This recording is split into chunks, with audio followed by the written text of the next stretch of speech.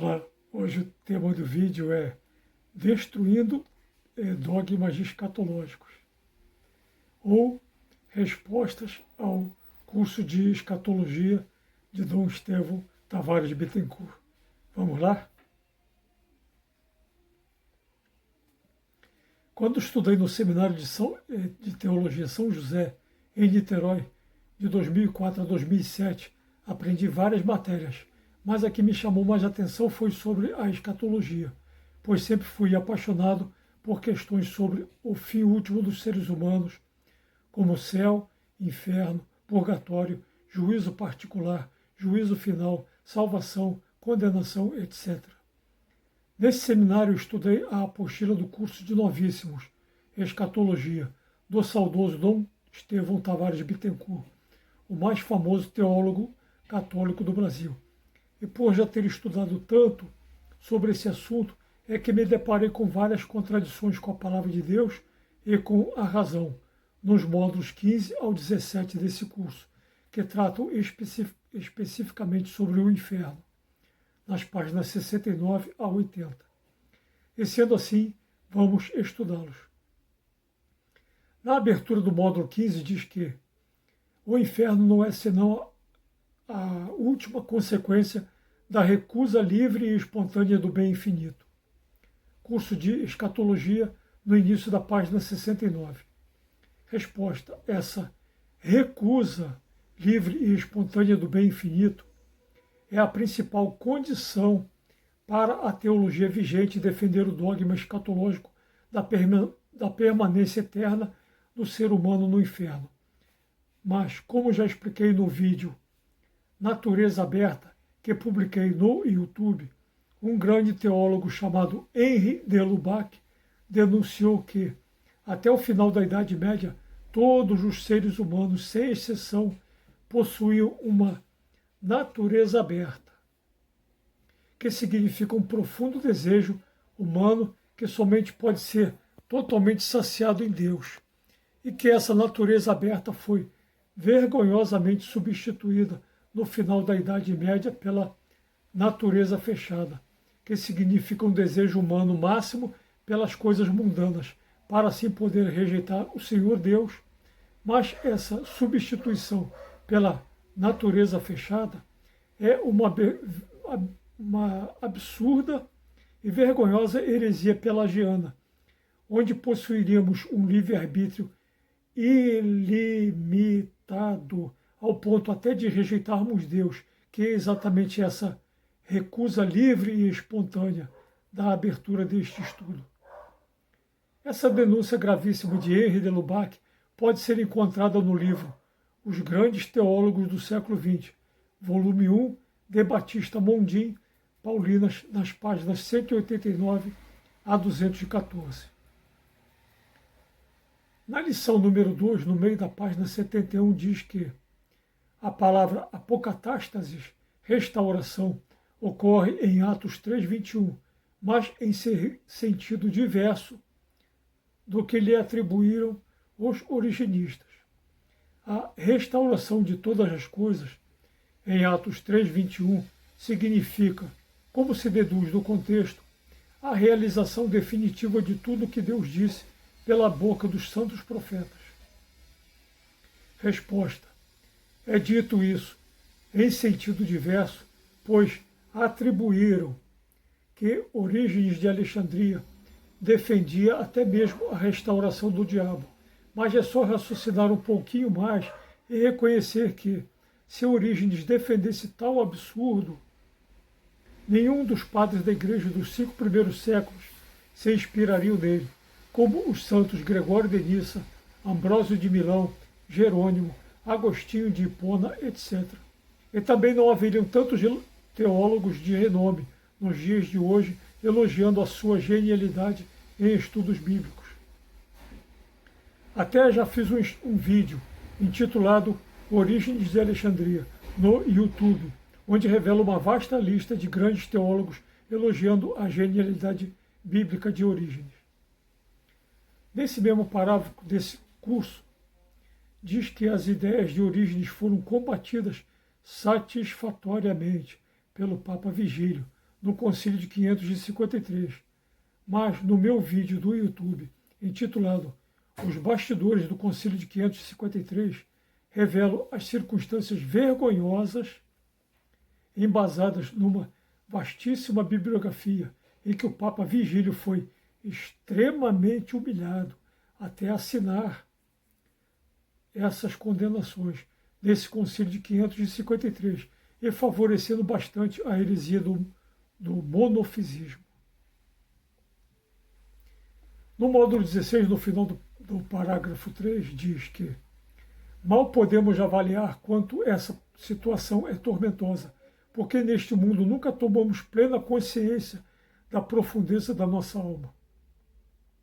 Resposta: se é impossível avaliarmos ou tomarmos plena consciência da profundeza da nossa alma, ainda nesta vida, então como é possível tomarmos plena consciência do Senhor Deus, que é infinitamente maior do que a profundeza da nossa alma, para podermos recusá-lo ou odiá-lo?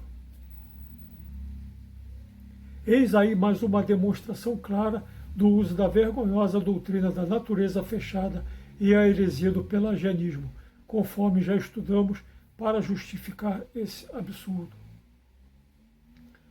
No começo do quarto parágrafo, na página 74 desse curso de novíssimos, diz que o estado do réprobo implica que, justamente na ocasião em que a criatura percebe ser Deus o mais atraente de todos os bens, ela está possuída de aversão voluntária contra o mesmo Deus.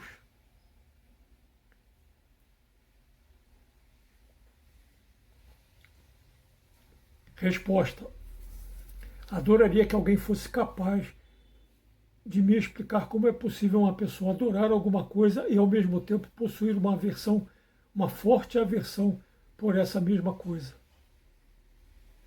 Nem mesmo nos amores doentios dos fictícios filmes de terror vemos tão absurda contradição acontecer. Eis aí mais uma vergonhosa demonstração da substituição da natureza aberta, que é adoração máxima a Deus, pela natureza fechada, que é adoração máxima em tudo, para poder rejeitar Deus e assim favorecendo a heresia do pelagianismo e do monofisismo. Mas o quarto parágrafo continua dizendo que este estado violento, contraditório, é ainda aguçado pelo fato de que, somente pela força que o Senhor lhe confere, é que o pecador pode voltar contra o Senhor. Somente enquanto carregado pelo amor de Deus é que o réprobo pode nutrir ódio contra Deus. E o réprobo tem plena consciência dessa contradição viva. Resposta: veja o insólito absurdo dessa afirmação. No dicionário de teologia católica nos ensina que o réprobo é justamente o condenado ao inferno e que ali, no inferno, o réprobo odeia o Senhor Deus. Mas isso contradiz Romanos 6,7, que diz: com efeito,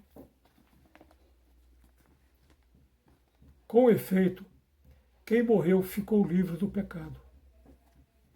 Ou seja, que depois que morremos é impossível voltarmos a pecar. E isso é confirmado em 1 Coríntios 15, versículo 42, onde diz que depois que morremos, ressuscitamos infinitamente melhores do que somos. E sendo assim, não existirá ódio contra Deus no inferno. Percebemos claramente isso quando fazemos um estudo profundo do texto bíblico do rico e o Lázaro, em Lucas 16, 19 a 31. Por favor, confira esse texto na sua Bíblia Sagrada.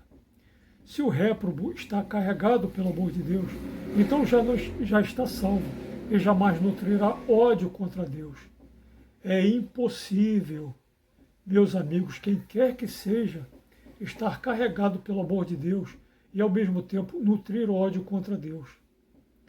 Essa contradição é absurda e impraticável. As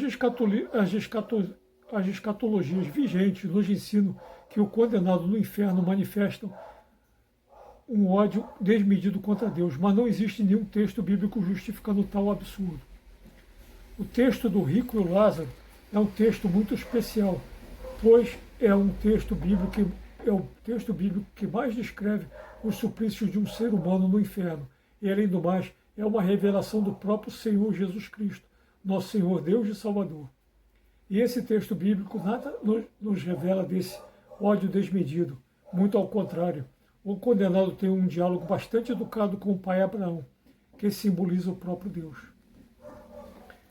Mas muitos dirão que esse ódio desmedido contra Deus pode ser percebido quando Jesus diz que haverá choro e ranger de dentes, como, por exemplo, em Mateus 13:42 e Lucas 13:28, interpretando isso como manifestação desse ódio.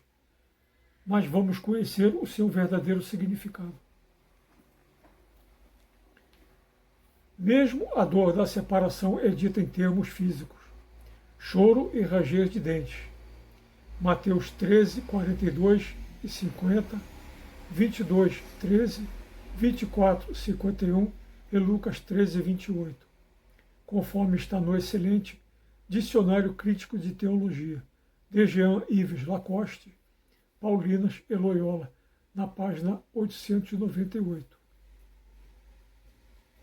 Em outro excelente livro, As Parábolas de Jesus, do grande teólogo e linguista bíblico Joaquim Jeremias, nas páginas 105 e 106, diz que choro e ranger de dentes é aí imagem do desespero, e sempre desespero, por causa da perda da salvação por própria culpa. Outra excelente explicação, ainda melhor do que essas, está no famoso Dicionário Internacional de Teologia do Novo Testamento, volume 3, de Colin Brown, edições Vida Nova, publicado em 1985, onde nas páginas 28 e 29 dizem: embora seja verdade que, em muitas instâncias, o termo de brichon, na expressão ranger de dentes, conota a ira, a associação da palavra com klautmos, choro, é a figura de tormento que acompanha o termo em Mateus 13, 42 e 50. Parece indicar que o ranger de dentes não é indicação de ira, mas sim de extremo sofrimento e remorso. Ou seja, interpretaram vergonhosamente errado esses textos bíblicos que falam de choro e ranger de dentes, para adaptá-lo a um ódio desmedido dos condenados no inferno ao Senhor Deus.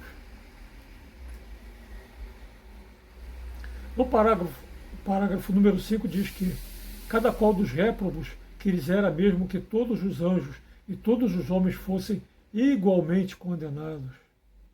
Resposta: podem conferir a Bíblia Sagrada inteira e jamais verão textos bíblicos que justifiquem tal ensinamento. No texto do rico e o Lázaro, o condenado ao inferno jamais deseja ou pede que seu pai, seus 5 irmãos ou mesmo Lázaro estejam ali também com ele. Muito ao contrário, o que ele pede é: Pai Abraão, tem piedade de mim e manda que Lázaro molhe a ponta do dedo para me refrescar a língua, pois estou torturado nesta chama. Lucas 16, 24. Mas o condenado não pede por si próprio, mas pela sua família, ao dizer: ele replicou: Pai, eu te suplico, envia então Lázaro até a casa de meu pai, pois tenho 5 irmãos, que ele os advirta, para que não venham eles também para este lugar de tormento. Lucas 16, versículos 27 e 28. Observe que, bem no início desse texto diz: Pai, eu te suplico. Ou seja, o condenado não está odiando o Senhor Deus, muito ao contrário, ele suplica. E uma súplica não é o comportamento de quem está com ódio mortal. E no inferno não existe lugar para fingimentos. Ainda nesse parágrafo diz que note-se que há um de ódio que nobilita quem o cultiva. E eu desafio a alguém me explicar como é que o ódio pode transformar alguém numa pessoa nobre. Como é que o ódio pode enobrecer alguém? Que loucura é essa, hein? Mas os absurdos continuam ao dizer que Deus é enaltecido por tal ódio. Consequentemente, é reto dizer-se que o inferno inteiro, por seu ódio, proclama a grandeza de Deus. Canta, do seu modo, a perfeição do amor infinito. Resposta: que Deus é esse que é enaltecido por tal ódio? Que Deus é esse? Que amor infinito é esse? Que tipo de canto doido é esse? De onde é que tiraram essas interpretações? No parágrafo número 6 diz que o réprobo sente e detesta veementemente a sua penosa situação. É incapaz, porém, de arrependimento, em virtude da irrevogabilidade das disposições com que o homem é afetado pela morte. Resposta: Dom Estevão, assim como toda a teologia vigente, nos ensina que não existe arrependimento depois da morte. Se é assim, o que será que aconteceu com o condenado, revelado por Jesus Cristo no texto do rico e o Lázaro? Ele se preocupa tanto com o arrependimento de seus 5 irmãos, que chega a suplicar ao pai Abraão, conforme acabamos de ler em Lucas 16, 27. E se ele se preocupa tanto com o arrependimento de seus 5 irmãos, não estaria ele também arrependido? Eis uma questão para ser refletida. Somos doutrinados durante séculos que não existe arrependimento depois da morte, mas os primeiros cristãos dos primeiros séculos acreditavam no arrependimento depois da morte. Veja.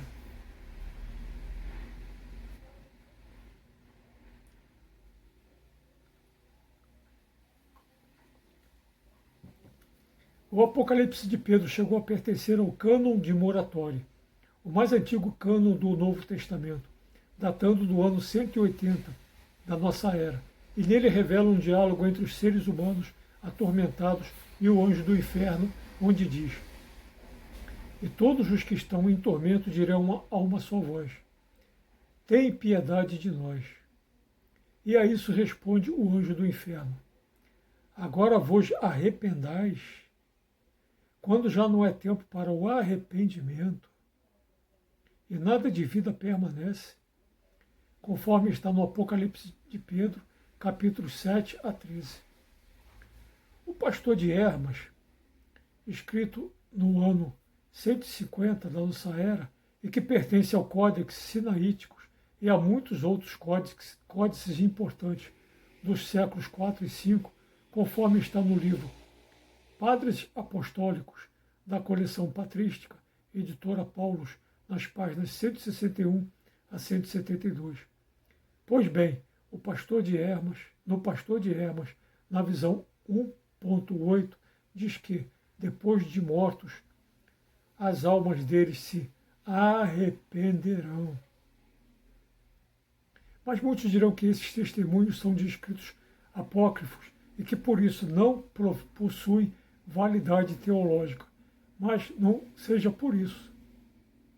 São Justino Mártir, que viveu entre os anos 100 e 165 da nossa era, escreveu em sua primeira apologia, capítulo 52, verso 9, que os seres humanos se arrependerão em vão no inferno, conforme está no livro Justino de Roma, da coleção patrística, editora Paulus, no meio da página 67.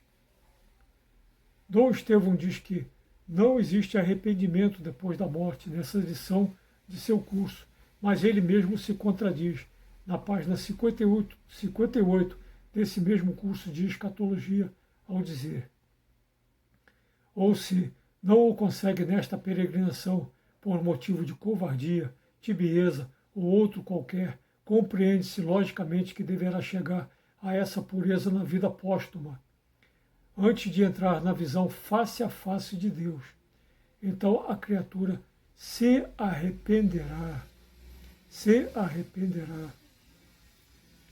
Ainda nesse parágrafo 6 diz que a dor nele só faz excitar contínuas blasfêmias, referindo-se ao condenado no inferno, que blasfema continuamente contra Deus, o mais grave de todos os pecados. Mas essa afirmação contradiz Romanos 6,7 e inúmeros outros textos, estudos bíblicos, conforme já estudamos, onde é impossível continuarmos pecando depois da morte. No parágrafo número 7 diz que não há dúvida, a pena do condenado admite graus. Quanto mais obstinado é o pecador em procurar satisfazer-se neste mundo a revelia de Deus, tanto mais aguda há de ser a dor que sofrerá quando, depois da morte, tomar consciência da irreparável perda incorrida. Resposta. Novamente vemos a vergonhosa substituição da natureza aberta pela natureza fechada. Se encaixa com perfeição para justificar essa absurda argumentação. E mais, adoraria que alguém pudesse me explicar como é possível uma pessoa tomar consciência da irreparável perda incorrida sem que haja um profundo arrependimento para isso. Um famoso teólogo chamado A.W. Tozer falou muito bem sobre isso ao dizer: é impossível alguém se arrepender de fato sem ter uma profunda decepção consigo mesmo. E concordo plenamente com ele, pois é exatamente isso o que acontece com o condenado no texto do rico e o Lázaro.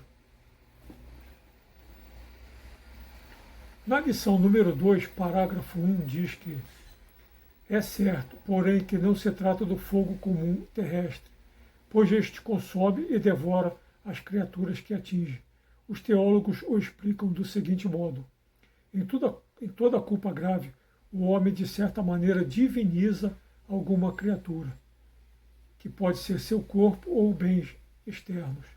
Subordina-se a essa criatura, pedindo-lhe o que só Deus poderia conceder, isto é, a felicidade. Resposta. E esse blá blá blá todo se chama idolatria. Mais uma vez vemos que a vergonhosa substituição da natureza aberta pela natureza fechada serve perfeitamente como propósito para mais essa argumentação. Para refrescarmos a nossa memória, a natureza aberta é a doutrina que predominou no pensamento humano até o final da Idade Média, e de que o desejo máximo e o último de todo ser humano está em Deus, substituído pela natureza fechada, que é esse mesmo desejo em tudo, menos em Deus, para assim poder rejeitá-lo, sendo que essa vergonhosa substituição foi denunciada pelo grande teólogo Henri de Lubac, conforme já estudamos. O módulo 16 termina dedicando uma página inteira, a página 76, na descrição fantasiosa do inferno, revelado pela irmã Lúcia, através da Virgem de Fátima. Mas nessa mesma página, Dom Estevão nos diz que as aparições de Fátima e suas respectivas mensagens não pertencem ao depósito da fé cristã. Trata-se de revelações particulares que os fiéis católicos têm a liberdade de aceitar ou não. Chegamos ao módulo 17, sobre as questões complementares sobre o inferno, e ele começa com uma pergunta seguida da resposta, onde diz: o inferno não terá fim? A fé responde negativamente. Com efeito, a alma humana é imortal. Isso quer dizer que a sua sorte póstuma será tão duradoura quanto a própria alma. Resposta: mesmo que o inferno jamais tenha um fim e a alma dos pecadores que lá estejam seja imortal, não quer dizer, em hipótese nenhuma, que ficarão ali eternamente. Se fosse assim, queria que os que acreditam que acreditam no purgatório me respondessem: se o purgatório também não tem fim, e a alma dos que estão lá também, então ficariam eternamente no purgatório? É óbvio que não. Por favor, estudem mais e mais os maiores teólogos dos 5 primeiros séculos, os padres da igreja, sobre essas questões, principalmente Orígenes de Alexandria, São Gregório de Nissa, São Jerônimo e etc. No parágrafo número 2 faz outra pergunta. Não poderia, porém, haver uma mudança na sorte da alma condenada? E o mesmo curso responde que sim, pois poderia havê-la se a alma quisesse trocar sua aversão por amor, amor a Deus e ao próximo. Resposta.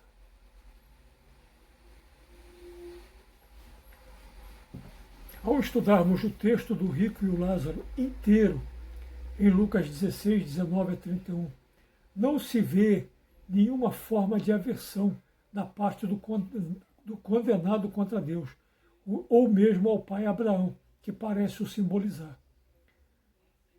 O texto bíblico nos mostra justamente o contrário, pois o condenado demonstra uma preocupação exagerada, extremada com o arrependimento e com a conversão de seus 5 irmãos, conforme já estudamos nos versículos 27 a 30 de Lucas, capítulo 16. E eu pergunto para vocês, se preocupação exagerada com o arrependimento e a conversão de seus 5 irmãos não é o amor a Deus e ao próximo, é o que então? Peço que, por favor, me expliquem. Ainda nesse parágrafo diz: tal é o peso que o Criador dá à livre opção do homem, não o quer rebaixar, tratando-o como autômato. Constranger a criatura livre seria, sim, propriamente um castigo infligido por Deus, seria ferir a maior dignidade do homem. Ademais, como observa o teólogo professor M. Schmaus, o réprobo,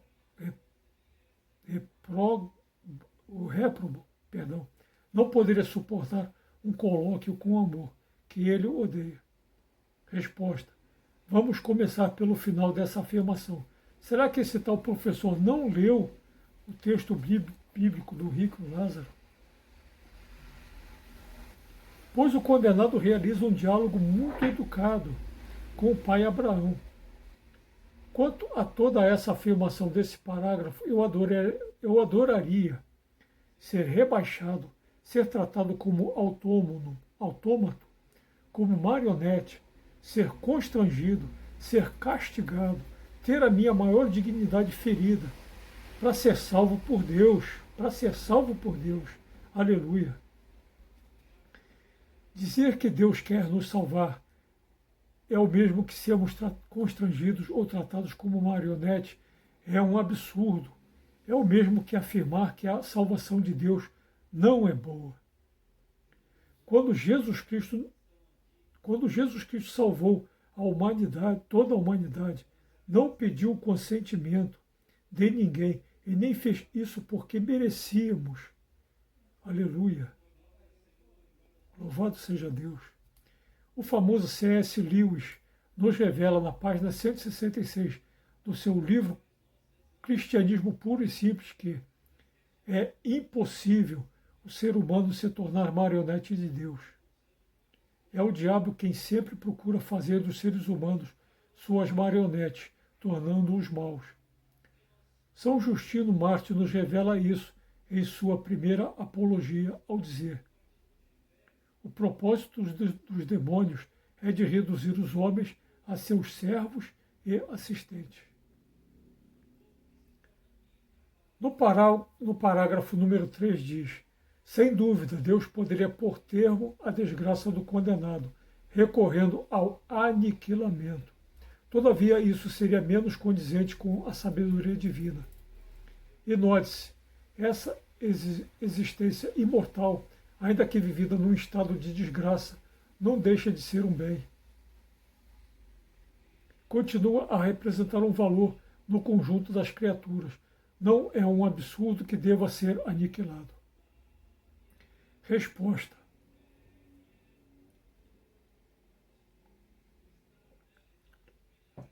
O aniquilamento é uma doutrina que prega a extinção total do pecador, que em vez de ficar no inferno é totalmente destruído, deixando de existir. Doutrina ensinada pelos testemunhas de Jeová, os adventistas do sétimo dia, a Igreja Mundial de Deus, etc. Eu adoraria fazer uma pergunta a quem concorda com esse terceiro parágrafo. Será que você preferiria ficar eternamente, sendo terrivelmente supliciado no fogo do inferno, do que deixar de existir para sempre? Duvido muito. Se uns doutrinam que o inferno não existe, já outros doutrinam que a alma dos ímpios deve ser aniquilada, extinta, e outros doutrinam que a alma dos ímpios deve permanecer eternamente no inferno, então por que será que não pode haver um meio termo? Ou seja, de que não deve ser destruído, de que quem deve ser destruído, são os pecados do pecador e não o próprio pecador, conforme doutrinaram todos os padres da Igreja nos 5 primeiros séculos. Mas os absurdos não param por aí não, pois quase no final deste parágrafo, no final da página 77 desse curso de novíssimos de escatologia, diz: os anjos e os justos no céu reconhecem a perfeição divina e, percebendo-se familiares a ela, se sentem sumamente felizes. Os réprobos reconhecem igualmente a perfeição divina, mas percebendo-se incompatibilizados com ela, se sentem sumamente felizes. Se sentem sumamente felizes. É isso mesmo que vocês ouviram. Os condenados no inferno se sentem sumamente felizes. Resposta. Como é que poderia alguém estar no inferno, sofrendo eternamente dores insuportáveis e intermináveis, se sentir sumamente feliz? Como? Depois de trocar várias correspondências com o próprio Dom Estevão sobre a escatologia bíblica, consegui conversar pessoalmente com ele no dia 19 de abril de 2006, às 15 horas, na Arquidiocese de Niterói. E, nessa conversa, Dom Estevão me deu um sorriso, dizendo que minhas interpretações são exageradamente piedosas, mas ele reconheceu que a impressão correta seria: se sentem sumamente infelizes. Essa foi a única vez que eu e Dom Estevão conversamos pessoalmente. Lamento muito não a ter registrado. Agora dirijo uma pergunta para vocês. Há quantos e quantos anos é que esse curso de escatologia é editado assim? E quantos estudantes de teologia tomaram essa infeliz expressão como uma verdade inquestionável de fé? Apesar de Dom Estevão reconhecer o seu erro, analisei depois todo o contexto do referido curso e constatei que a expressão se sentem sumamente felizes é o que realmente o curso quer nos doutrinar. O que é um insólito absurdo. Na lição 2, parágrafo 1, diz: há quem afirma que toda a pena, para ser razoável, tem que ser medicinal, isto é, promover a emenda do réu. À luz deste princípio, o inferno, não sendo corretivo para os réprobos, careceria de sentido. Guarde bem este final. Careceria de sentido. Resposta. E o inferno, tal como é ensinado, carece mesmo de sentido, pois se estudarmos a etimologia bíblica das expressões semíticas das palavras de Jesus, quando diz fogo eterno e castigo eterno, em Mateus 25, 41 e 46, veremos que a palavra fogo, no grego do Novo Testamento, é puros, to Fogo, sânscrito, punati, igual a clarifica, conferir latino purus, conforme está na página 404 do Dicionário do Grego do Novo Testamento, de Carlo Rusconi, editora Paulus, publicado em 2003. Já na página 191 do Dicionário Bíblico Teológico de Johannes B. Bauer, publicado pela editora Loyola no ano 2000, fala da ação purificadora do fogo, em Lucas 17, 29, 1 Coríntios 3, 10, em Lucas 17, 29, 1 Coríntios 3, 10 e 2 Pedro 3, 5. Na página 157 do livro A Bíblia e seus Segredos, de Juan Arias, publicado pela editora Objetivo em 2004, diz que o fogo está associado na Bíblia sempre ao culto dos sacrifícios. As vítimas eram purificadas pelo fogo. Nos lugares de culto se devia manter sempre o fogo aceso.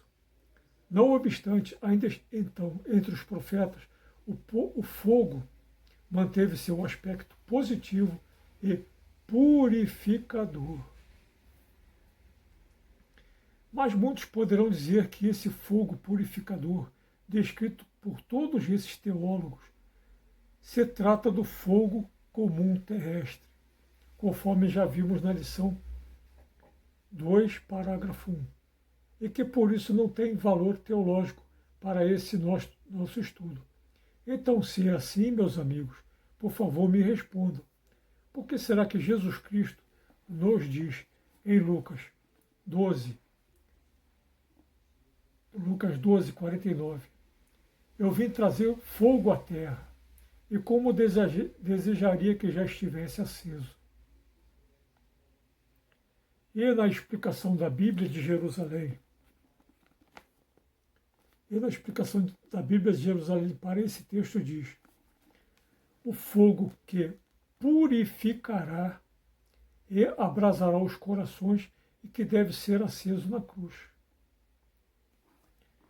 Se você tiver uma Bíblia de Jerusalém disponível, por favor, confira essa explicação. Quanto à palavra castigo, Clemente de Alexandria, que também pensava como Orígenes, acreditava que todo o castigo de Deus serve para a salvação do homem. Deus não exerce vingança, pois a vingança é pagar o mal com o mal. E ele só castiga tendo em vista o bem. Em seu escrito Stromata, capítulo 7, versos 26. Como Platão, Clemente admite que os castigos de Deus têm por único fim a purificação do homem. Como está no livro Patrologia, de Berthold Altaner, publicado em 1988 pela editora Paulus, na página 202. São Tomás de Aquino, considerado o maior teólogo católico da Idade Média, também acreditava assim em sua Suma Teológica 2, na questão 108, artigo 1º.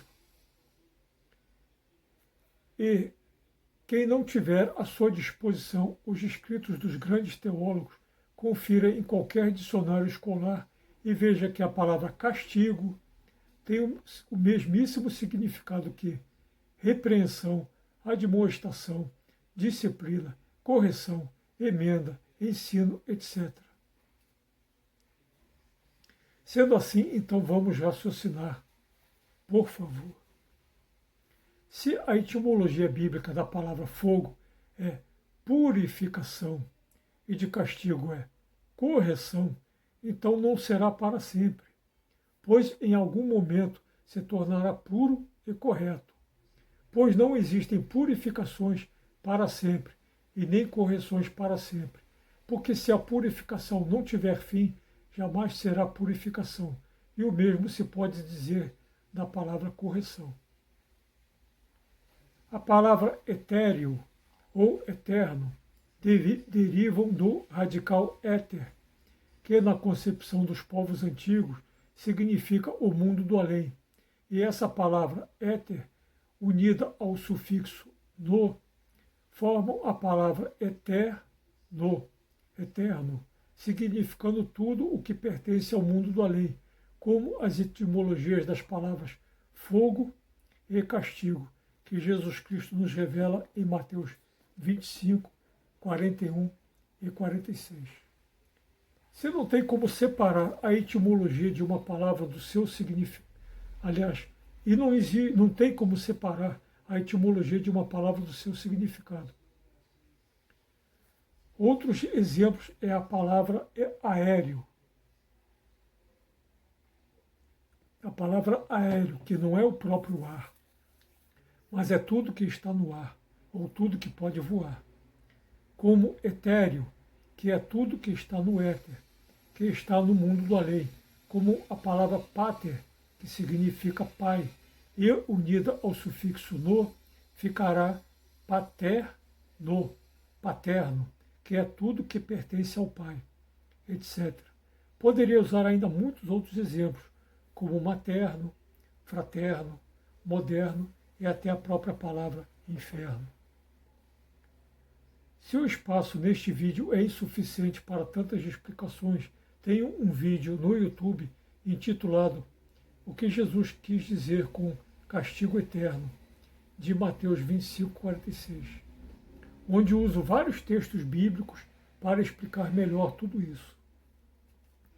Ou seja, é um castigo que existe, mas que terá um fim, e é por isso que Karl Barth, considerado o mais excelente teólogo que o protestantismo já produziu, conforme está no prefácio do seu livro, no final da página 23 da Carta aos Romanos, editora Novo Século, e na página 9 diz que ele é um dos maiores defensores da apocatástase sugerida por Orígenes.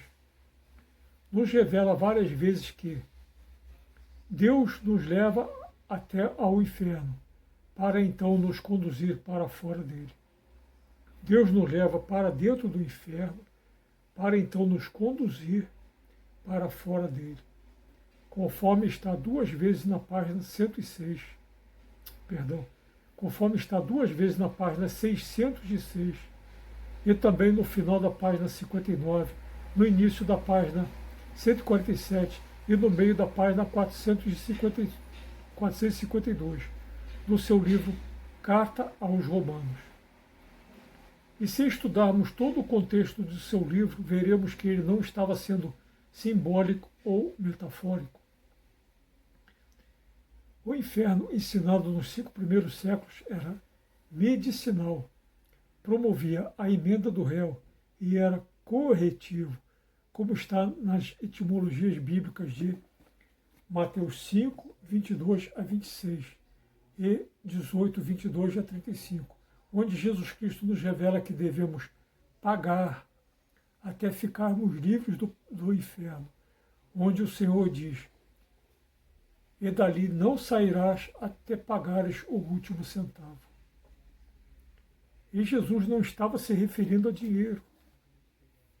E também, como vários padres da igreja ensinavam, como Orígenes de Alexandria, São Gregório de Nissa, São Jerônimo, etc.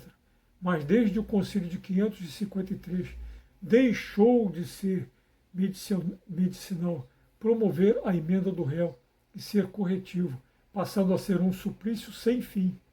Por isso que, à luz deste princípio, o inferno, não sendo corretivo para os réprobos, carece de sentido.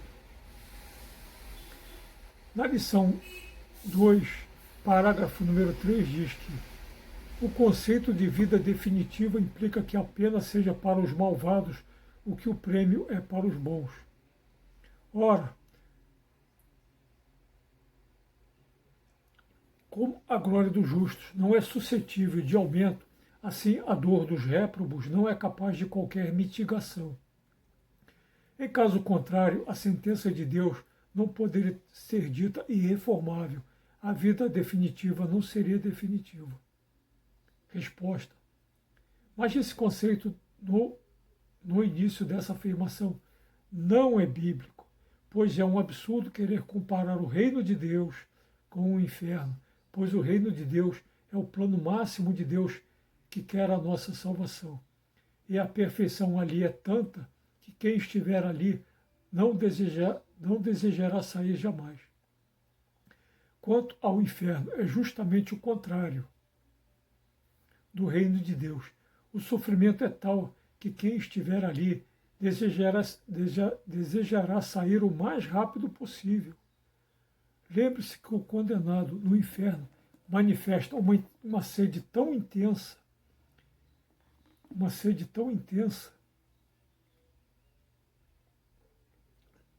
que ele implora: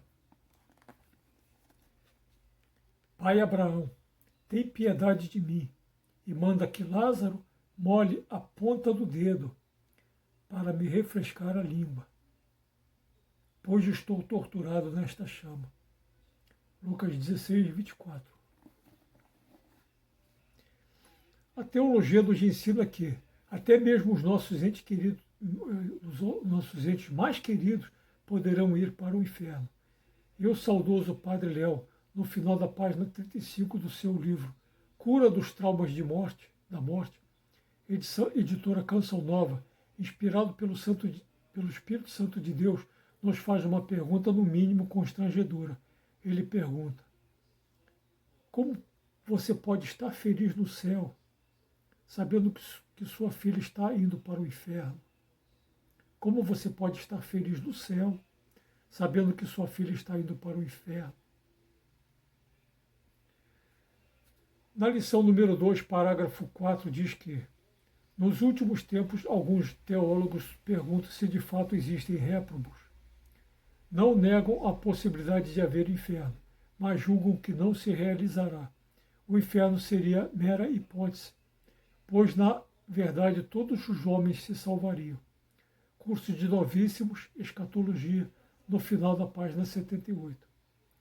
Resposta. A realidade do inferno não é mera hipótese, senão o próprio Jesus Cristo não a revelaria. Óbvio assim.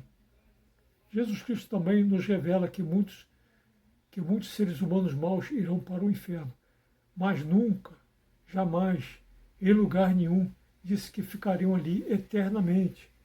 É só estudarmos Mateus 5, 22 a 26 e Mateus 18, de 22 a 35. Isso foi um argumento terrível para manter todas as nações submissas à Igreja. No final deste quarto parágrafo diz: de passagem, ainda notamos um argumento derivado da psicologia para negar a realidade do inferno. O homem não teria as condições psicológicas necessárias para cometer uma culpa realmente grave ou mortal enquanto peregrino neste mundo. Em uma resposta, podemos afirmar que, de fato, há pessoas que não chegam à plena maturidade assim. Não teriam razão de ser as normas de direito e os processos judiciários no mundo civil. Resposta. As pessoas que não chegam à plena maturidade deveriam fazer um intenso tratamento, em vez de se submeterem às normas do direito e os processos judiciários no mundo civil, indo parar numa prisão que mais as estragará do que as irá consertar. Mas isso acontece porque a justiça dos homens é imperfeita. As leis humanas estão sempre mudando para se adequarem às realidades de cada país, cultura, época, circunstância, delito, reincidência, etc. Já as leis de Deus não mudam jamais.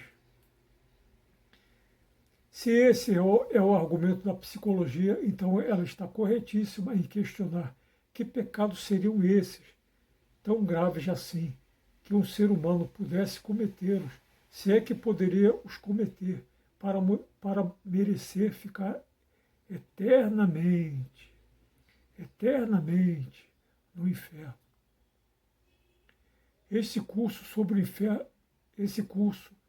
inferno na lição número 3 diz: A reflexão sobre o inferno não deixa dúvida de que ele participa do mistério da iniquidade. Como pode o homem, feito por Deus e para Deus, de múltiplos modos, ainda solicitado pelo Criador, rejeitar deliberadamente o bem infinito para aderir ao mesquinho e transitório? Resposta: a natureza humana jamais mudou no curso da história, tanto que a palavra de Deus serve tão bem para nós quanto serviu há 2 milênios atrás, e com toda certeza servirá pelos próximos milênios. Ou seja, a realização máxima e última de todo ser humano está em Deus, que é uma doutrina que é mais conhecida como natureza aberta, ou ponto de vista cosmológico, que foi vergonhosamente substituída pela natureza fechada, o ponto de vista antropológico, para poder se adequar a tantas argumentações absurdas como essas. Quando ousamos afirmar que Deus criou o ser humano para ser do diabo ou do inferno, proferimos uma terrível heresia, pois reconhecemos que Deus foi imperfeito na sua criação. E isso é um absurdo. Esse curso teológico sobre o inferno termina com a lição número 3, parágrafo 3, que diz: o amor de Deus, portanto, foi até a morte de cruz, e não se retira da criatura, nem mesmo no inferno. Resposta: se existe amor de Deus no inferno, como essa afirmação alega, então não existe mais o inferno, ou então Deus nos retirará de lá, conforme nos revelou Karl Barth, o maior teólogo protestante de todos os tempos, e também como revelo no vídeo Escolher o Céu ou o Inferno, também publicado no YouTube, e toda a teologia e etimologia bíblica que ainda poderemos estudar. E conhecereis a verdade, e a verdade vos libertará. João 8:32.